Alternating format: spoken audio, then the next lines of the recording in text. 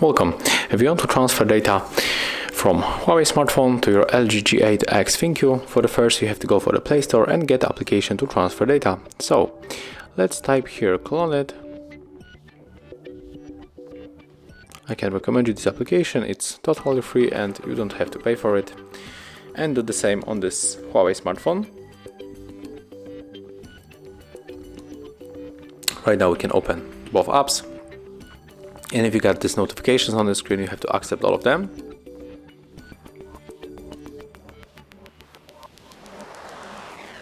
Click Sender on Huawei and Receiver on your LG.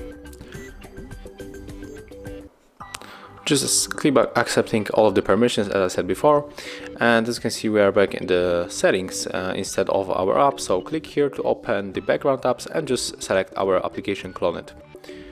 Right now click Receiver. Tap search again, and if you got here Android share icon, you have to tap on it,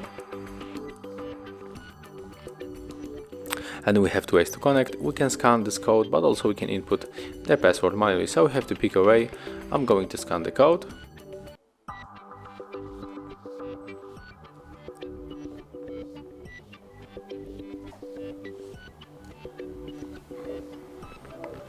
Right now accept the request.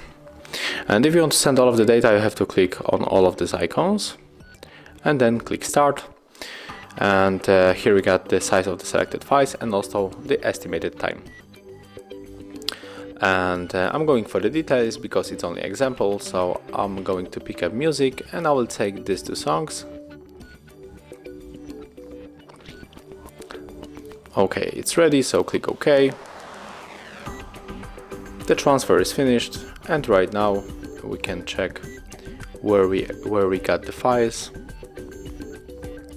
and it will be probably here in the files in the downloads, I think.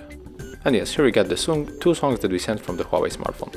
Thank you guys for watching. Leave thumbs ups, comments and subscribe to our channel.